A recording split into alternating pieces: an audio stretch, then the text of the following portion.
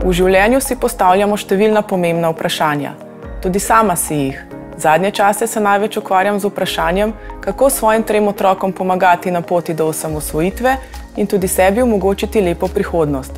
Sicer pa sem zaposlena na Zavarovalnici Triglav in tokrat bom jaz odgovorila na vaša najpogostejša vprašanja o zavarovanjih z varčevanjem.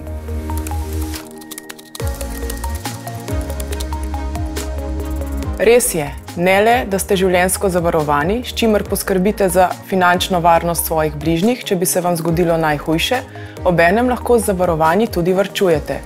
Obstaja kar nekaj oblik zavarovanj, s katerimi lahko varčujete za različne namene.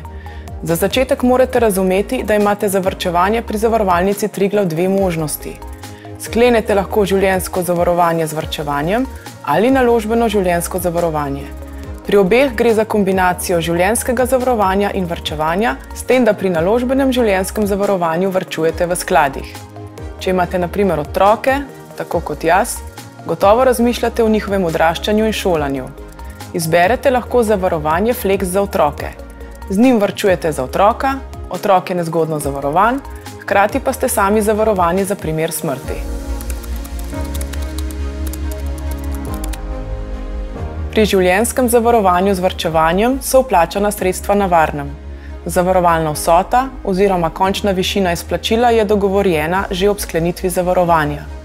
Tudi pri naložbenem življenjskem zavarovanju so vplačana sredstva lahko na varnem, če izberete sklad z zajamčenim donosom.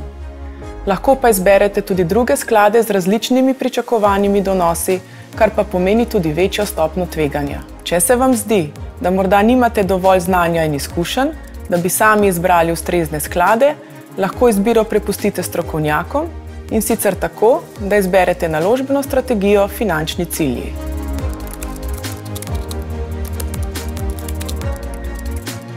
Če se odločate za varčevanje, imate verjetno v prihodnosti nek cilj. Morda je to financiranje otrokovega šolanja, nakup vikenda, lahko varčujete za višjo pokojnino. Varčevalna doba se določi glede na čas, kdaj bi ta denar potrebovali in glede na namen varčevanja. Priporočamo, da varčujete čim dlje, oziroma vsaj 10 let.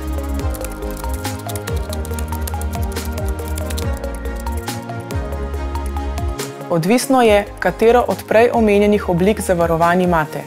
Pri življenjskem zavarovanju z varčevanjem že ob sklenitvi določite dobo varčevanja, ki vam ustreza, pri naložbenih življenjskih zavarovanjih pa je doba odprta, kar pomeni, da trajanja ne določite.